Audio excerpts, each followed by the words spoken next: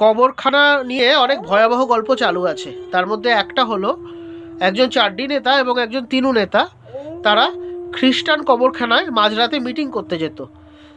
যাতে হিন্দু আর মুসলমানরা জানতে না পারে, তাই তারা খ্রিস্টান কবরখানাতেই মিটিংটা করতো, ওটাকেই বেছে নিয়েছিল। একজন খ্রিস্টান ভূত ঠিক করলো যে এই খবরটা ছড়িয়ে দেবে।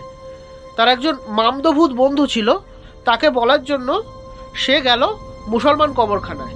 দুজনে মিলে পরামর্শ করে ঠিক করলো যে শ্মশানে যাবে, গিয়ে হিন্দু ভূতদেরকেও ব্যাপারটা বলবে। তারপরে একদিন তারা শ্মশানে গেল, গিয়ে দেখে যে সেই চাড্ডি নেতা এবং সেই তিনু নেতার মৃতদেহ পাশাপাশি শোয়ানো আছে। তারা খুব অবাক হয়ে গেল। খোঁজ খবর করে তারা জানতে পারলো যে আগের রাতে এরা দুজনেই দলবদল করেছে, চাড্ডি নেতা তিনু হয়ে গেছে আর তিনু নেতা চাড্ডি হয়ে গেছে। এবং তারপরে ঠিক করেছে যে সেটা এনজয় করবে, তারা আর কবরখানায় যাবে না, শ্মশানে গিয়ে খাওয়া দাওয়া করবে, মদ খাবে ইত্যাদি। তো শ্মশানে যেই গেছে তারা রাত্রিবেলা খাওয়া দাওয়া করতে, তখন শ্মশান থেকে বেরিয়ে এসছে তিনুদের হাতে খুন হওয়া চাড্ডি ভূত আর চাড্ডিদের হাতে খুন হওয়া তিনু ভূত। এরা সবাই মিলে দুজনকে হেভি কেলিয়েছে, তখন দুজনেই পটল।